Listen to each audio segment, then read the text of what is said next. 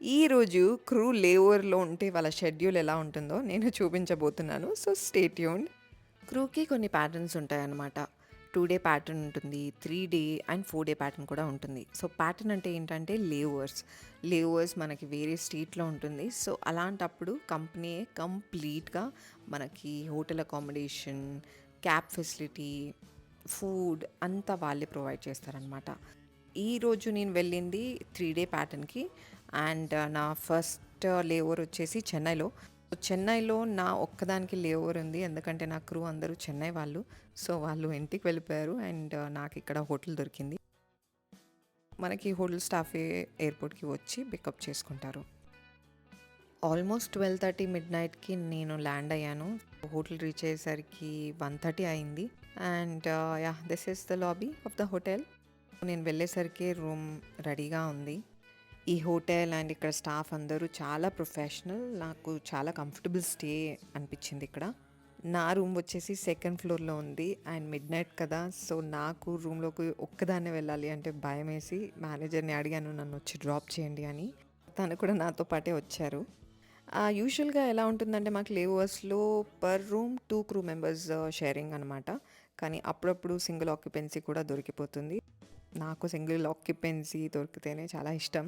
చాలా కంఫర్టబుల్‌గా, కన్వీనియంట్‌గా ఉంటుంది. ఇంకా రూమ్‌కి రీచ్ అయిపోయాను. నాకు రూమ్ అయితే చాలా నచ్చింది. చాలా నీట్‌గా ఉంది. మీకొక చిన్న రూమ్ టూర్ ఇస్తాను. Came out and it felt so great.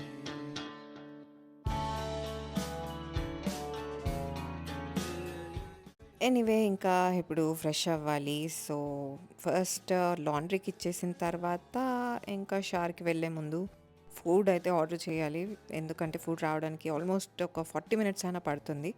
Dal కిచిడి అనుకున్నాను. But I ended up ordering a paneer wrap. Fresh అయ్యానో లేదో కరెక్ట్ టైంకి నా ఫుడ్ కూడా డెలివర్ అయిపోయింది. ఇంకా తినేసి పడుకునేసరికి ఆల్మోస్ట్ 3 అయింది. That's all for today. Good night. Good morning అందరికీ. ఆల్మోస్ట్ 8:20కి ఇంకా నాకు మెలుకువ పడింది. And I really love mornings. అయ్యో! చెన్నైలో ఉన్నానే మర్చిపోయాను. ఈ ఎండ చూసి గుర్తొచ్చింది. ఎనీవే నా మార్నింగ్ రొటీన్‌లో warm water with honey and lemon ఖచ్చితంగా ఉండాల్సిందే. దీనివల్ల డైజెషన్ ఇష్యూస్, స్కిన్ ఇష్యూస్ ఏమన్నా ఉంటే మనకి అవి క్లియర్ అవుతూ ఉంటాయి. మీరు కూడా తప్పకుండా ట్రై చేయండి. చాలామందికి టీ ఆర్ కాఫీ తాగందే వాళ్ళకి డే స్టార్ట్ అవ్వదు. బట్ దానికి ముందు కూడా ఈ డ్రింక్ చాలా హెల్తీ అనమాట. తప్పకుండా ట్రై చేయండి. దాని తర్వాత ఏ హోటల్లో అయినా స్విమ్మింగ్ పూల్ ఉంటే నేను డెఫినెట్లీ స్విమ్మింగ్ పూల్‌కి వెళ్ళి కాసేపైనా రిలాక్స్ అవుతాను. దేవుడి దయ వల్ల ఒక మంచి జాబ్ వచ్చి మీరు కష్టపడి వర్క్ చేస్తున్నప్పుడు ఎట్ ద సేమ్ టైం శాలరీయే కాదు ఒక మంచి లైఫ్ స్టైల్ కూడా దొరుకుతుంది ఆ జాబ్ వల్ల అంటే అది గాడ్ గిఫ్ట్ అనే చెప్పుకోవాలి. ఇలాంటి ప్రివిలేజెస్ అందరికీ దొరకవు. సో, ఇలాంటి పర్క్స్ ఉన్నప్పుడు ఎంజాయ్ చేయడం మర్చిపోకండి. ఇంకాసేపు అయిన తర్వాత నేను ఇక్కడ నుండి జిమ్‌కి వెళ్ళాను. జిమ్‌లో ఖచ్చితంగా కాసేపైనా వర్కౌట్ చేయాలి.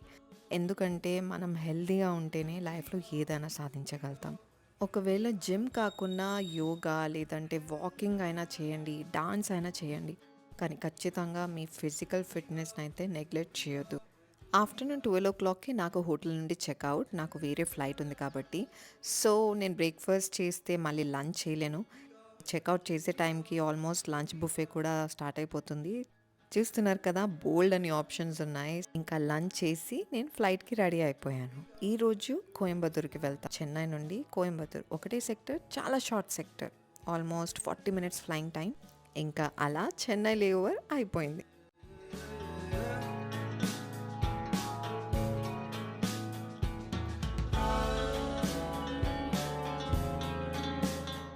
ఇంకా చెక్‌ఔట్ చేసి కరెక్ట్ టైంకి ఫ్లైట్‌కి రీచ్ అయిపోయాను. ఆల్రెడీ నా క్రూ ఫ్లైట్‌లోనే వెయిట్ చేస్తున్నారు. వాళ్ళు చెన్నై వాళ్ళే.